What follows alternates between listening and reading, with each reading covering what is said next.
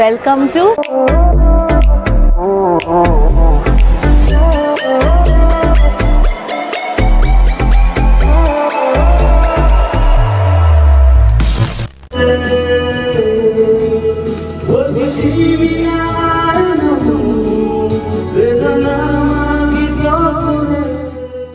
আপনারা কি ভেবেছিলেন সানরাইজ হোটেলটা শুধু ভিউয়ের জন্য ভালো?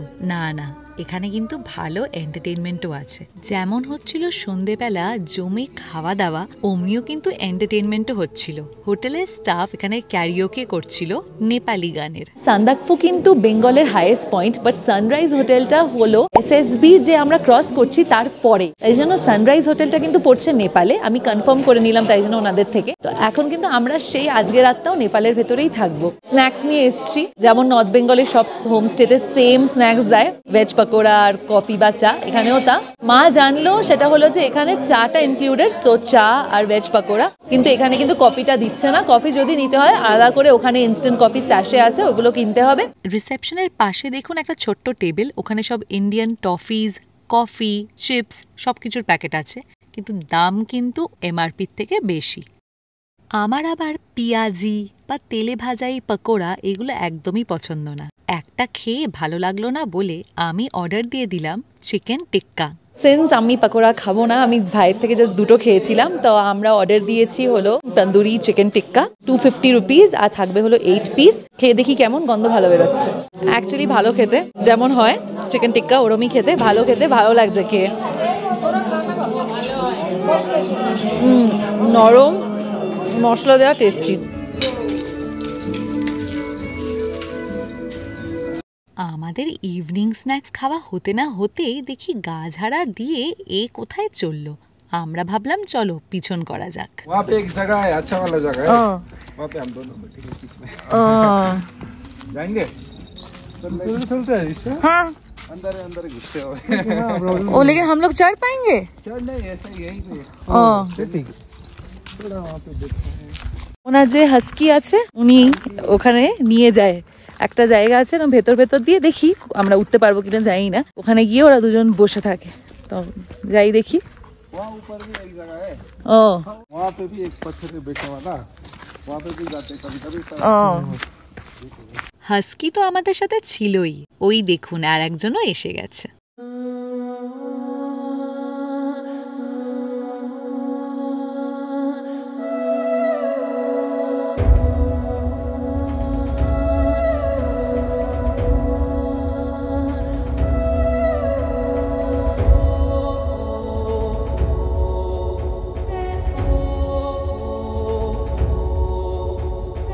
তো সানরাইজ হোটেলের উনি ওনাদের হাস্কি আর একটা ডগ নিয়ে সন্ধ্যাবেলা এখানে এসে বসে, তো আমাদেরকেও রাখলো। তো আমরা এখানে এসে বসেছি, খুব সুন্দর, পুরো ওইদিকে পাহাড় দেখা যাচ্ছে। সকালে যে রকগুলোতে উঠেছিলাম ওখানে সব বসে আছে, পুরো ভিউ। আর উনি বলছে যে মাঝে সাঝে নিচের দিকে নাকি জঙ্গলের মধ্যে চিতা দেখা যায়।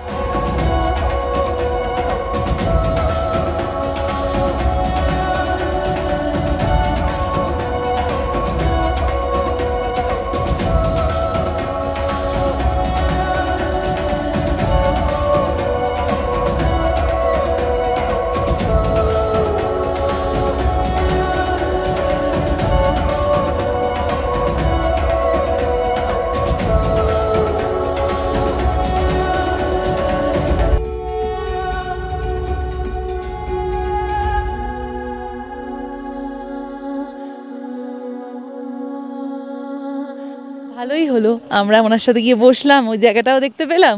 ও আর একটা বললো যে ভাল্লু আর কে বলা আপনার, চিতা বলা, বের আর ব্ল্যাক প্যান্থার, এইগুলো নাকি মাঝে মাঝে জঙ্গলে, কিন্তু নিচের দিকটায়, ওখানে গিয়ে বসলে জঙ্গলের মধ্যে নাকি মাঝে মাঝে দেখা যায়। এখন আমরা এসে গেছি ফেরত, মাকে তো আমরা বলে যাইনি, মা মনে ভাবছে আমরা কোথায় গেলাম। আজকে তো 25th মে, আর যেই গেস্টরা দুদিন ধরে এখানে আছে বা অনেকজন যেমন এখানকার রিসেপশনিস্ট আর ওরা বললো যে কালকে 24th মেতে সন্ধেবেলা নাকি দারুণ কাঞ্চনজঙ্ঘা দেখা গেছিল ঠিক এখান থেকে। বাট আজকে তো পুরো মেঘলা, মানে আমি যে এখানে দাঁড়িয়ে আছি পুরো মেঘের মধ্যে, মার ভাই যে দাঁড়িয়ে আছে ওইটুকুনি, তাই আধা ঢেকে গেছে, আমি দেখাচ্ছি। হাস্কিটার নাম হলো ম্যাগি, কেন ছোটোর থেকেই নাকি খুব ম্যাগি খেত যখন ওকে আনা হয়। আর যেটা কালোটা, হ্যাঁ, ওইটা হলো মিক্স ব্রিড। তো ওর নাম হলো নামকি। তো আমরা ভাবলাম কোনো নেপালি কথা হবে নামকি, বাট আসলে সবাই এসে ওকে জানতো নাকি ওর নাম কি, ওর নাম কি। তখন ওরা করে করে করে করে নাকি এখানে ওরা ওর নামই দিয়ে দিয়েছে নামকি। আর একটা কথা, সেটা আপনাদেরকে বলা হয়নি, কেন আমি কনফার্ম করেই আপনাদেরকে বলতে চাইছিলাম। সেটা হলো আমার ঘড়িতে টাইমিং আলাদা দেখাচ্ছে আর ফোনে টাইমিং আলাদা দেখাচ্ছে। তো আমি ফাইনালি ওদেরকে জানলাম রিসেপশনে, যার সাথে আমরা বেসিক্যালি গেছিলাম ওনাকেই জানলাম। তো উনি বললেন যে নেপাল কিন্তু ইন্ডিয়ার থেকে 15 মিনিট আগে থাকে, 15-20 মিনিট, এক্স্যাক্ট নাকি 15 মিনিট। তাই জন্য যখন থেকে আমরা সেই টাইম দেখছি, মোবাইলে দেখছি এত বেঁচে গেছে, কিন্তু আমার ঘড়িতে কিন্তু 15 মিনিট পিছনে দেখাচ্ছিল। এই কারণের জন্য রুমে এসে এখন বসে আছি, সবাই একটু রেস্ট নিচ্ছি, দিয়ে আবার নিচে যাবো। রেস্ট মানে নিচে এবার অনেকক্ষণ বসে, এবার বাইরে অন্ধকার হয়ে গেছে, এখন আর কিছু করার নেই। আমরা যে বুকিংটা করেছি এটা যেহেতু সানরাইজ হোটেল আর হোমস্টে না, এখানে কিন্তু দুটো অপশন আছে, সেটা হলো রুম আর একটা হলো ফুডিং অ্যান্ড লজিং। আমরা নিয়েছি fooding and lodging. Fooding and lodging এর জন্য হলো পার পার্সন 1900 রুপিস। তার থেকে আমি 1500 টাকা অ্যাডভান্স করেছি জিপে করে যখন কলকাতায় ছিলাম। তাই জন্য আমাদের যে খাবারের অপশনস গুলো ওইগুলো আমরা জানলাম যে রাত্রিবেলা কি অপশন। তো রাত্রিবেলা আছে ভেজ থালি, চিকেন থালি, যেটা হলো ইন্ডিয়ান, এইগুলোই হবে। আর এগুলো ওরা ঠিক বানাতে পারে না, তো আমি তো এগুলো প্রেফার করবো না। তাছাড়া হলো fried rice and chilli chicken, thukpa, এইসব আছে। ও আর একটা আছে ইয়াক থালি, ইয়াক মিটের থালি। আমি তো থুকপা বলেছি, দেখি কেমন হয়। আর মা আর ভাই বলেছে হলো চিলি চিকেন থালি। তো দেখবো কেমন হয়। আমি যেটুকুনি ওখানেও শিখার লজেও দেখলাম, ওদের ব্রেকফাস্ট আর ডিনারটা খুব ভালো, যেটা চাইনিজ, কিন্তু সকালের বাঙালি খাবারটা ওরা পাচ্ছে না। আর একটা জিনিস, যদি আপনারা কনফিউজ থাকেন যে সানরাইজ হোটেলের বুকিং কোথা থেকে করবেন, কেন সানরাইজ হোটেল সবসময় ডিমান্ডে, বিকজ এটা হলো সব থেকে উঁচু হোটেল সান্দাকফুর, আর সব থেকে বেশি ডিমান্ড। এদের এমনও সিস্টেম আছে যে ছাদ থেকে সানরাইজ দেখা, তাই জন্য ছাদ থেকে ওরা ইনকমপ্লিট রেখেছে। আর যারা নাকি এখানে থাকে না, এখানে হয়তো রুম নাইনি বা পায়নি, আর তারা সানরাইজ হোটেলের এই ছাদটা ইউজ করতে চায় সানরাইজ দেখার জন্য, তাদের নাকি 50 টাকা করে নিতে হয় পার পার্সন, দিতে হয় 50 টাকা। তাহলে ওরা দেখতে পারবে সানরাইজ, আর না হলে এখানে ব্রেকফাস্ট করতে হবে। তাহলে বুঝতে পারছেন কেমন ডিমান্ড, মানে একজন করে চেক আউট করছে, চেক ইন হচ্ছে, মানে পুরো ফুল হোটেল, মানে মারাত্মক ডিমান্ড। এটা হলো সব থেকে বেস্ট হোটেল ইন সান্দাকফু আর সব থেকে টপে। আমি এখানে কন্ট্যাক্ট নাম্বার দিয়ে দিলাম, অ্যাজ ওয়েল অ্যাজ কিন্তু আমি ডেসক্রিপশনেও কন্ট্যাক্ট নাম্বার দিয়ে দেবো। আপনারা কিন্তু টাইমে বুকিংটা করে নেবেন, এই নাম্বারটাই হোয়াটসঅ্যাপ করলেই হবে। বাবা, নিচে তো পুরো জমজমাট। এবার আমরা খেতে যাচ্ছি। গেলাম আমরা খেতে, পুরো ফুল, মানে একটা চেয়ার খালি নেই। জায়গা কিন্তু বিশাল, এরকম না যে জায়গা ছোট, খাবারের জায়গা বিশাল। তো আমাদেরকে বললো আপনারা গিয়ে বসুন, আমরা এসে নক করছি। তো আমাদেরই ভালো হলো একদিকে, কারণ আমাদের এত তাড়াতাড়ি খাবার ইচ্ছা ছিল না, একটু বসি এবারে। আমরা খেতে এসছি, পুরো ভিড়। প্রথমে চলে আসলো চিকেন ফ্রাইড রাইস আর তার সাথে চিলি চিকেন, যেটা ভাই আর মা নিয়েছিল। আর তারপরে চলে আসলো যেটা আমি নিয়েছিলাম, আর সেটা হলো চিকেন থুকপা।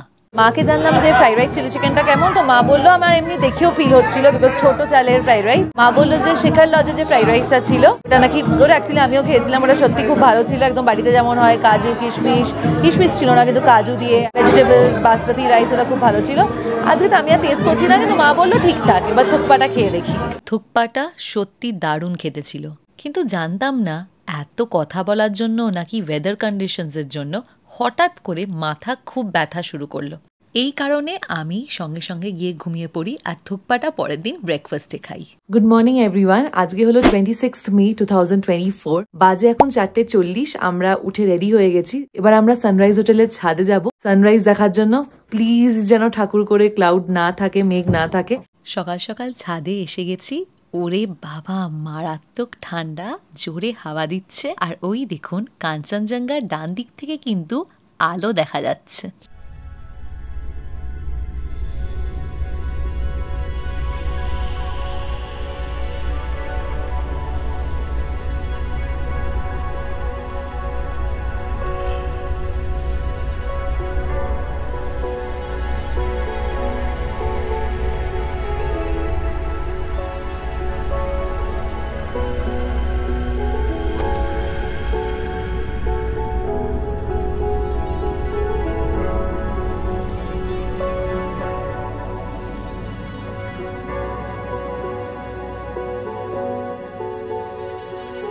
কাঞ্চনজঙ্ঘা রেঞ্জ পিছনে দেখা যাচ্ছে, এখন একটু ক্লাউডি আছে, অতটা ক্লিয়ার না।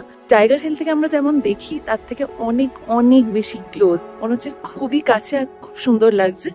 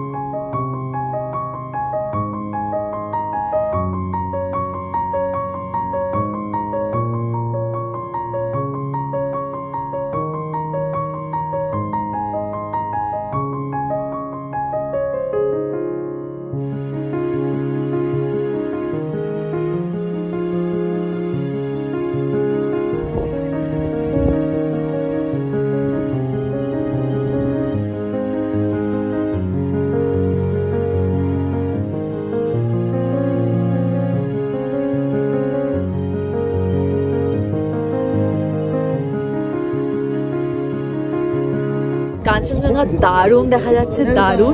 এভারেস্টও দেখা যাচ্ছে, বাট এভারেস্ট অত গ্র্যান্ড লাগছে না, যদি বলা যায় গ্র্যান্ড, অ্যাকচুয়ালি কিন্তু কাঞ্চনজঙ্ঘা রেঞ্জই গ্র্যান্ড লাগছে, অপূর্ব লাগছে দেখতে। এভারেস্ট একটু টিপটা দেখা যাচ্ছে, টিপের কটা রেঞ্জ দেখা যাচ্ছে জাস্ট।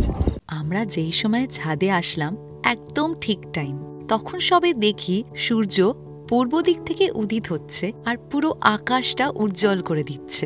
আর একটু অপেক্ষা করতে না করতেই দেখি এই আলো পড়েছে কাঞ্চনজঙ্ঘা পর্বতের ওপরে। আমাদের মানুষের মতনই এই বরফের চাদরে ঢাকা কাঞ্চনজঙ্ঘা পর্বতও সূর্যের আলোতে তার নিদ্রা থেকে উঠেছে। যতই আপনাদেরকে ভিডিওতে দেখাই, এটা চোখের সামনে নিজে দেখা একটা অন্যই এক্সপিরিয়েন্স। টাইগার হিল থেকেও কিন্তু আমি কাঞ্চনজঙ্ঘা দেখেছি, পেলিং থেকে অ্যাজ ওয়েল অ্যাজ শিতং থেকে একটু, কিন্তু সান্দাকফু থেকে কাঞ্চনজঙ্ঘা রেঞ্জ যতটা কাছে লাগছে সেটা আপনাদেরকে আমি বলে বোঝাতে পারবো না। ভিডিওর থেকেও বেশি কিন্তু চোখের সামনে আরও অনেক কাছে লাগছিল। প্রমিনেন্টলি বুঝতে পারছিলাম দ্য স্লিপিং বুদ্ধা। অনেকেই হয়তো জানেন না যে কাঞ্চনজঙ্ঘা রেঞ্জটাকে দ্য স্লিপিং বুদ্ধা রেঞ্জ কেন বলে। মন দিয়ে দেখুন, সত্যিই মনে হচ্ছে যেন বুদ্ধা একটা রিক্লাইনিং পজিশনে শুয়ে আছে।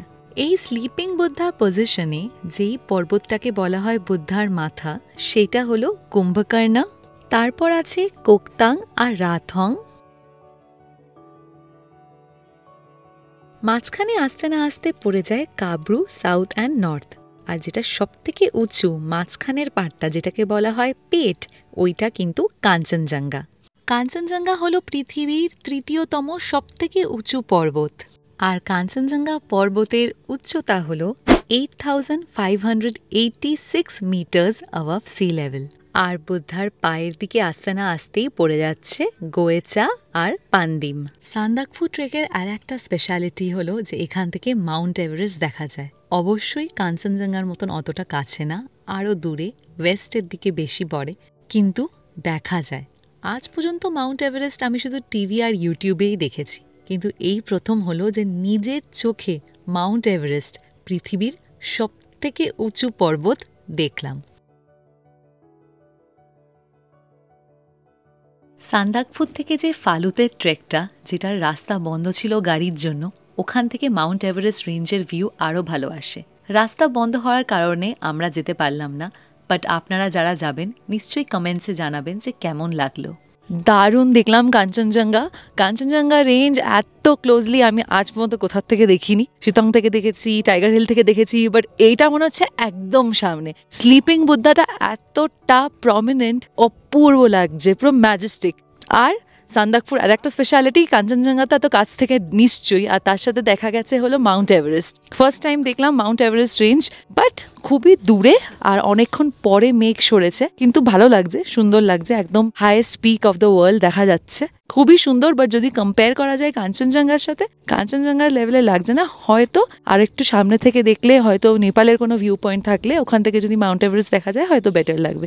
সান্দাকফুতে যা ঠান্ডা, মানে আমার হাত পুরো অন্য রং হয়ে গেছে, এত ঠান্ডা। যাই হোক, যেটা মেন সান্দাকফু আসার কারণ সেটা হলো কাঞ্চনজঙ্ঘা এত কাছ থেকে দেখা, অপূর্ব সুন্দর একটা সানরাইজ দেখা আর মাউন্ট এভারেস্ট দেখা, সবকটাই আমাদের, মানে আমরা সফল হয়েছি, সবকটাই দেখতে পেয়েছি। তাই আমরা খুবই খুশি। লাইক শেয়ার করতে ভুলবেন না ভিডিওটা, অ্যান্ড চ্যানেলটা কিন্তু ডেফিনেটলি সাবস্ক্রাইব করবেন। চ্যানেলটা যখন সাবস্ক্রাইব করবেন, একটা দেখবেন বেল নোটিফিকেশন বেল একটা সাইন আছে, ওই বেলটাতে ক্লিক করে দেবেন, যাতে যখনই আমি কোনো ভিডিও আপলোড করি সেটার নোটিফিকেশন আপনারা পেয়ে যান।